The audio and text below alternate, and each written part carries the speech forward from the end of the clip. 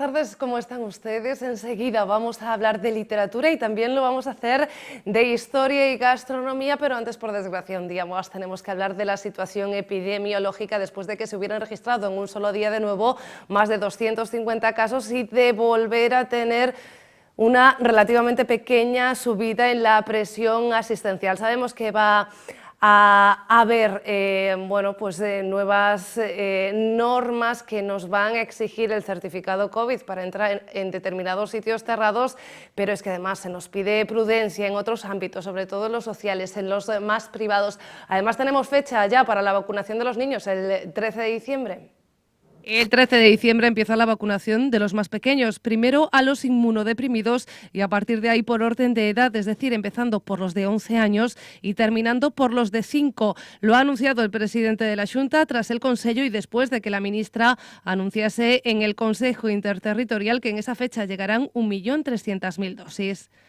As prioridades para empezar a vacinar os menores entre 5 e 11 anos se concretarán nun Consello de Saúde Pública que se celebrará o 7 de Nadal, pero, en todo caso, todo parece indicar que empezaríamos cos nenos, as nenas de 5 a 11 inmunodeprimidos e despois seguiríamos con criterios de idade. Feijóo augura que será un paso importante porque es en primaria donde hay una mayor incidencia en los colegios. Sigue el proceso, además del resto de grupos. Los sanitarios estarán vacunados con la tercera dosis el 4 de diciembre, los usuarios de centros de discapacidad el 6 de diciembre y el 19 de este mes los mayores de 60, así que se empezará con el grupo de 50 años. En paralelo pide el presidente prudencia porque pese a la vacunación en esta ola estamos ya con una incidencia superior a la media de España y por eso se auguran nuevas restricciones como la exigencia de mostrar el certificado COVID en más espacios cerrados, entre ellos los gimnasios. O comité vai a seguir intensificando a solicitud de certificado COVID en espazos pechados con posibilidade de contagio, como por exemplo os gimnasios, pediremos tamén certificado COVID, así como en lugares con usuarios vulnerables, refírome aos hospitais de día, aos hospitais oncohematolóxicos, as unidades de diálise e nas residencias de maiores. Por tanto, en estos contextos pechados, pediremos tamén o certificado COVID. Sin que haya una norma para ello, Feijóo pide la menor interacción social posible, puente mediante, porque si no la previsión de los expertos dice que la curva siga creciendo todo el mes de diciembre. Y enseguida vamos a hablar con el autor de este libro, Misión Jade, un libro maravilloso para los más pequeños y las más pequeñas de la casa, y porque además es premio, no este libro, sino otro que va a presentar esta tarde en Vigo, premio Minotauro de este año, Más fría que la guerra, y con esta doble cita saludamos a Fabián Plaza. Fabián, ¿qué tal? Muy buenas tardes. Hola, buenas tardes, gracias por invitarme. Es complicado, porque como solo tengo un libro en la mano, yo quería hablar de dos, pero no sabía bien cómo escenificarlo en la televisión. Y si te parece, vamos a empezar por orden cronológico, y es que esta tarde, y cae ya, y si alguien quiere ir a la presentación y a la firma de libros, se tiene que ir acabando bien la comida para llegar a tiempo, porque creo que es a las 5, presentas Más fría que la guerra, por fin, la traes a la que es ahora tu ciudad. Sí, ya hubo la presentación oficial en Barcelona, pero hoy tenemos sesión de firmas en la Casa del Libro y estar encantado de que todo el mundo que se quiera pasar, pues que verle, charlar y firmar lo que haga falta. Tengo ya preparada mi pluma especial para firmar libros, que la llevo solo para estos eventos, así que allí espero a todo el mundo. Oye, Fabián, que vamos a explicar a todo el mundo. No es que Fabián esté fuera y por eso entre por videoconferencia. Él está en Vigo Ciudad, a las 5 de la tarde va a estar en la Casa de Libros sin ningún problema. Es por motivos de conciliación, en este caso, que ha elegido él este método que hemos inaugurado con el COVID, pero que va a seguir presente en plató abierto para poder acercarnos no solamente a los espectadores, sino también a muchos entrevistados que, aún estando en la ciudad, pues pueden tener algún problema para llegar aquí. Por algún motivo, bueno, yo sé que por qué motivo, nosotros no entrevistamos a Fabián cuando recibió el premio Minotauro porque no lo hacíamos vigués. Él es de Madrid, ha vivido muchos años en Barcelona, pero es vigués de adopción porque, Fabián, ya llevas aquí una década, o sea que ya prácticamente te puedes considerar como tal, ¿no? Me considero. Y de hecho también tengo que decir que la gente de Vigo ha ayudado mucho a que me considere vigués, porque es una ciudad maravillosa y su gente es maravillosa, y ya desde hace mucho tiempo que me siento uno más de aquí. O sea que muchas gracias a todo Vigo por la hospitalidad. Bueno, un vigués de nota tendría que tener el árbol de Navidad montado a golpe de 1 de diciembre o de 20 de noviembre incluso. No te voy a preguntar hasta qué punto. ¿O sí? Está Pues montado, sí, es está montado. vigués, Además, como a mis hijas no les monte el árbol de Navidad, les da un patatús. Oye, vamos a la historia, y la historia en mayúsculas, porque vamos a hablar de una historia de ficción, pero que tiene mucha base en la historia real, más fría que la guerra, una historia que se desenvuelve en el 89, en plena Guerra Fría, pero también en medio de una España que no acaba de entrar de lleno en la democracia, o sí, pero no acaba de salir del todo de ese pensamiento franquista en el que estuvieron durante tantos años. Cuéntanos, ¿cómo discurre esa historia y en qué contexto la planteas?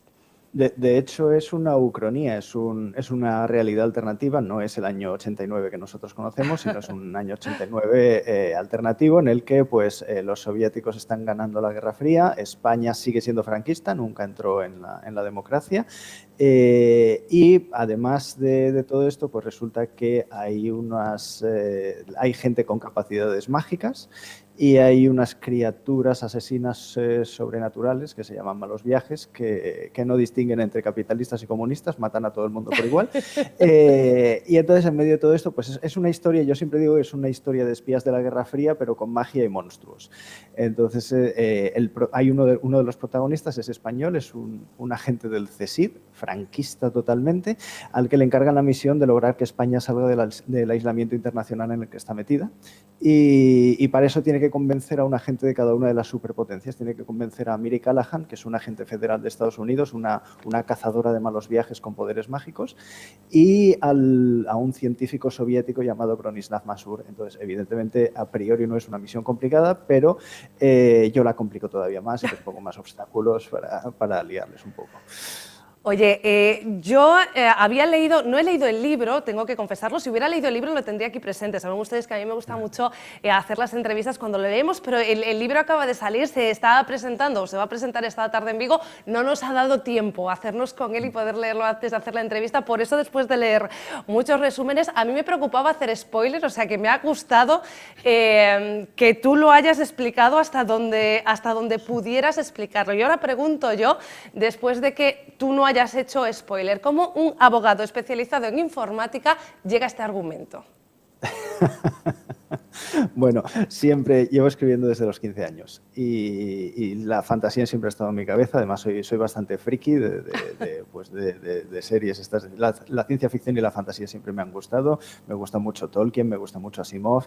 He crecido con esa literatura y, bueno, pues aparte, para redondear mi friquismo, soy jugador de rol. O sea, siempre estoy pensando en historias diferentes. Entonces, y no era la primera vez que me presentaba al premio Minotauro. De hecho, hace 10 años quedé finalista del premio, justo por la época en la que yo me vine para Vigo, quedé finalista con otra novela, pero bueno, este año he logrado ganar. ¿Qué supone este premio? Bueno, aparte de la dotación económica, que es muy importante, es un reconocimiento pues también significativo. El premio Minotauro es uno de los más importantes que hay en lengua española.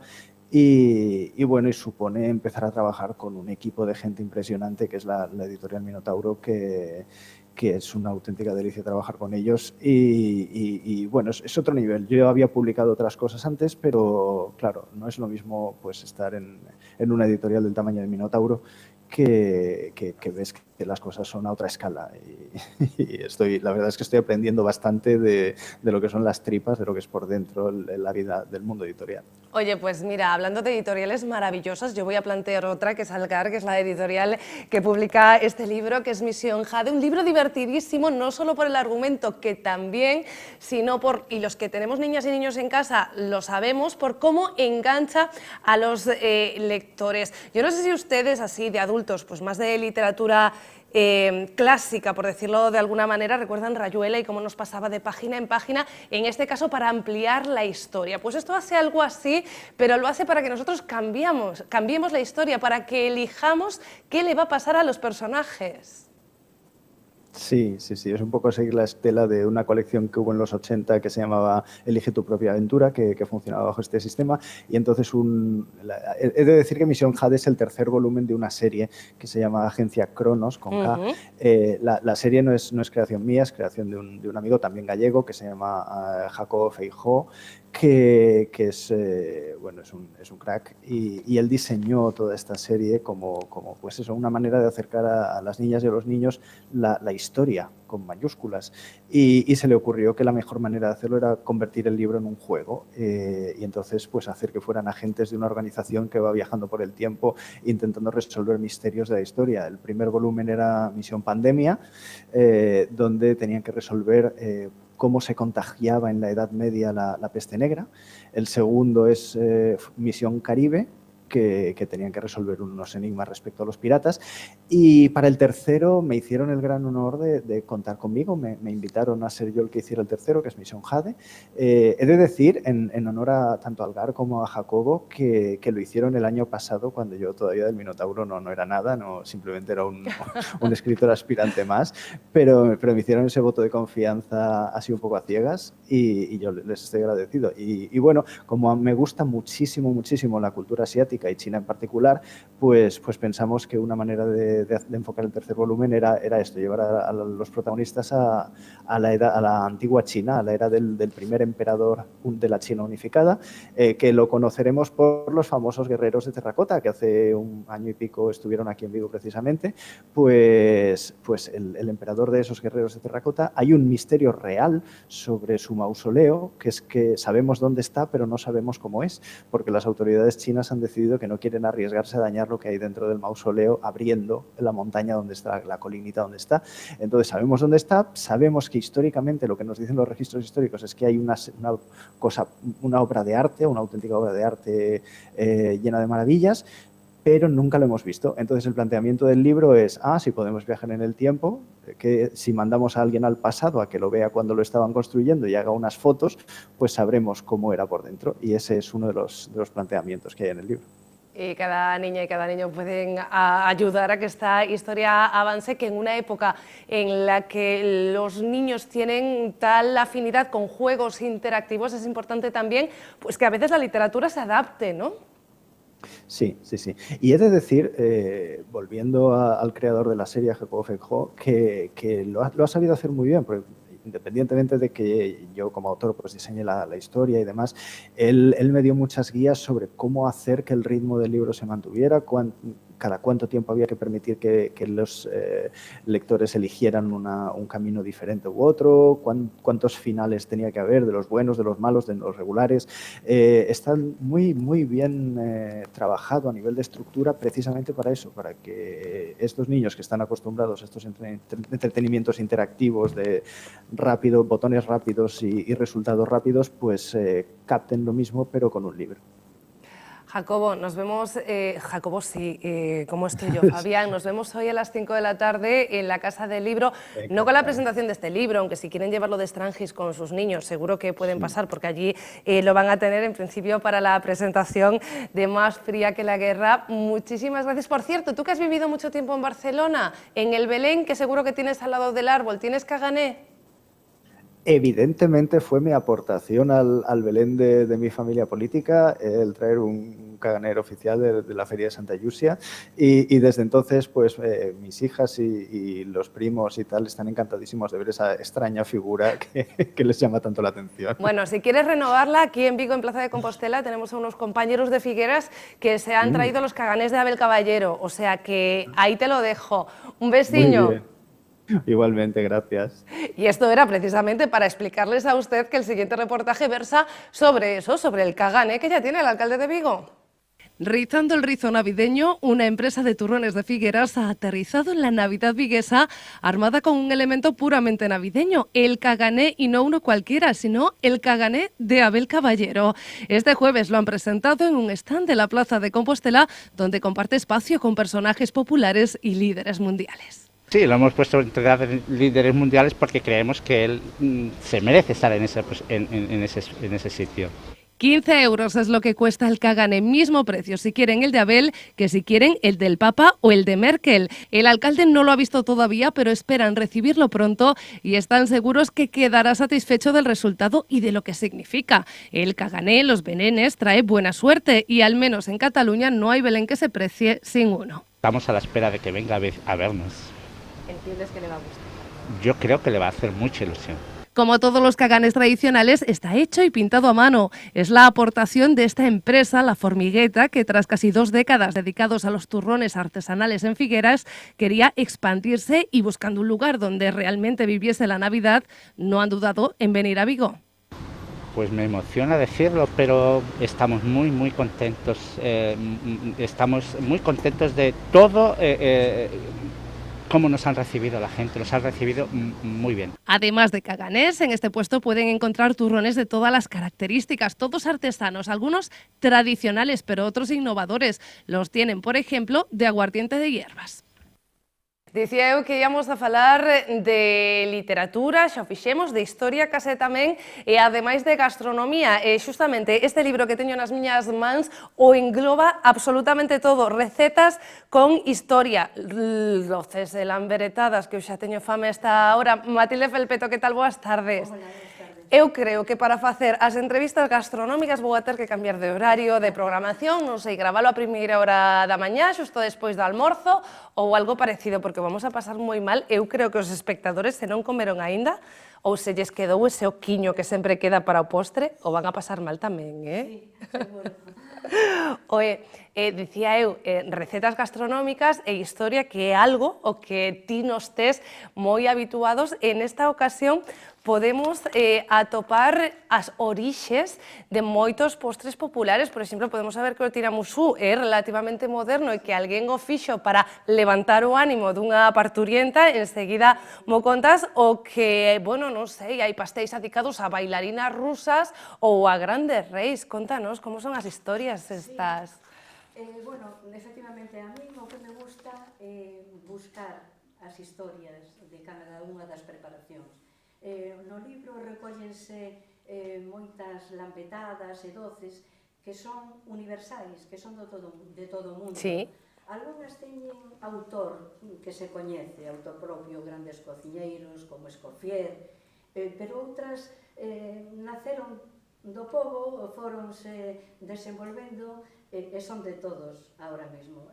Eu conto as historias de cada unha delas, quen as creou, como foron evolucionando, e logo tamén a receita de cada unha.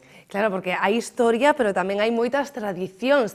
Neste libro temos receitas variadísimas, dende o pudín de castañas, a mousse de chocolate, o moca, os melindres, o mazapán, que é mellor época que esta do ano deles.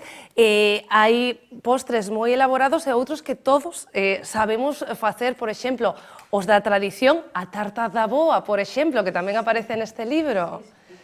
Bueno, todos os que se recollen aquí están pensados para facer nunha casa. Home. Porque se poden facer. Home, hai algúns que son máis difíciles. Por exemplo, o macarrón é un deles porque é unha elaboración moi delicada, que para que sea ben e que este ben ten que sair crujiente por fora, pero por dentro húmedo. Eso, pois nunha cociña familiar, nun forno familiar, a veces non é moi doado de facer. Pero as demais pódense facer absolutamente todas na casa e con resultados excelentes. Matilde, me din que temos algún tipo de problema co teu micrófono, así que van a intentar cambiarcho para ver se podemos solucionalo. E, mentres tanto, eu vou a preguntar uns asuntos aos meus espectadores e os teus tamén. Por exemplo, vostedes teñen que facer algún tipo de xestión no Concello de Vigo e queren facelo da forma máis áxil e rápida posible? Pois moi doado, tecleen no seu buscador de internet sede.vigo.org e pinchen na máis páxina que aparece. Unha vez dentro non teñen que registrarse. Para acceder poden facelo co DNI electrónico ou con calquera dos certificados admitidos. Tamén o poden facer co sistema clave, pero se aínda así resultalles complicado, achéguense ao Concello para que lle dean de alta como usuario, así de sinxelo. Dese xeito empezarán a relacionarse coa administración local de xeito áxil e seguro, estean onde estean, ás 24 horas do día. Poderán facer todo tipo de xestións, reclamacións, consultas, domiciliacións de pagos, expedicións de certificados, rexistro, e tamén poderán beneficiarse das axudas, do fraccionamento, aplazamento ou exencións de impostos e taxas municipais e tamén de multas. Ademais, poderán acceder ás ofertas de emprego, a convocatoria de subvencións e outra moita información útil, todo ao alcance dun clic dende a súa casa. Así, a sede electrónica do Concello de Vigo, abertas 24 horas do día para chegarse a vostedes. Non o dubiden, entren na sede electrónica do Concello de Vigo, sede.vigo.org. Vigo, a mellor cidade para vivir. Concello de Vigo. A ver, Matilde, fala. Sí. Fala agora, contame o que queiras, Que queres contame que che algo conte? máis sobre estas recetas maravillosas que me dicías. Sí. Están feitas para facer a casa, claro, pero algúns atreverémonos con unhas e outros se atreverán con outras, non? Bueno, o caso é empezar. Home, se non estás acostumada a facer estes doces, o mellor o primeiro pois saiche un pouco mal a primeira vez, pero pouco a pouco vaise mellorando. A mí tamén me pasou eso, A veces a primeira vez que fago un non me sae ben, pero pouco a pouco vou collendo tino e hasta que sae casi perfecto. Matilde, ti es filóloga, o lóxico é que te orientases de alguna maneira a escribir, a comunicar, pero como chegaches ao mundo da cociña? Pois non sei se dicer, un pouco sin querer.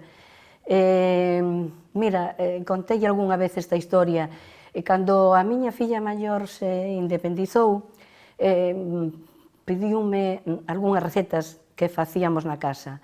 Escribínllas, recordo que empezaba co ordenador, e ben paseillas, imprimínas, e díxome, están moi ben estas recetas, podíanlas publicar. E dinllas a un editor, e gustoulle, que era Nigra Trea, e foi a primeira edición das miñas primeiras recetas que tiña eu escritas para a miña filla, sí. E dende entonces que vamos polo quinto, polo sexto? Este é o noveno. Noveno, pero mira cantos deixo eu no tinteiro, porque eu estaba contando de cos dedos, como quen di, non? Sen documentación. Pódese contar cos dedos. Como fixeches a escolma? A escolma deste, dis. Deste, claro, deste, que é o que nos compete Pois agora, mira, o que está fresquiño na tenda. Sí, pois quixen escoller doces que foran universais, que se coñeceran en todo o mundo, e doados de facer nunha casa. Eso é a primeira premisa para escribir o libro. Sabes a vantaxa deste libro, de outros que tides tamén por aí, que podemos aprender a facer doces maravillosos, incluso a perfeccionar, cando, por exemplo, coa tarta da boa, cando xa temos algunha idea de receta ou algunha base, pero que ademais é un libro para entreter e para aprender, precisamente por toda esa tradición e por toda esa historia que acompaña a cada receta, que a podemos ler sentados no sofá ou tranquilamente no porche da casa, ou ben ler cociñar a vez, non? Bueno, efectivamente, eu penso e digo que este libro é tamén un libro para ler, ademais de para cociñar, porque se che interesan as historias, como xurdiu este dulce, onde se fai, que aventura hai detrás del, pois podes velo nestas... Cal foi a historia de doce que máis te sorprendeu, que descoñecías e que agora ao investigar para o libro dixeches, anda, pero mira ti como naceu isto. Bueno, a Linz Torte, que é austríaca, é moi interesante, non? É unha tarta moi popular, seguramente é unha das tartas máis antigas que pode levar ese nome de tarta. Ten moitas variantes, a emperatriz, Sisi Emperatriz, era moi aficionada a elas e dis que iba recorrendo o país recoleitando recetas diferentes da mesma para facela. Pois miren, É así moi curiosa. como esta temos moitas outras anécdotas que o atopan neste libro, Doces e lamberetadas receitas con historia de Matilde Felpeto, ollo que non o dixemos ao principio, editado por Xerais e xa nas librerías. De seguro que nalgúna cociña tamén. Matilde, moitísimas grazas. Inda non provei as receitas, si as historias que me encantaron, pero xa te direi se consigo facer algo na cociña. Seguro que sí. Moitísimas grazas, de verdade. Gracias a ti, María. E a vostedes nada, grazas tamén por estar aí. Saben que mañán máis un bico.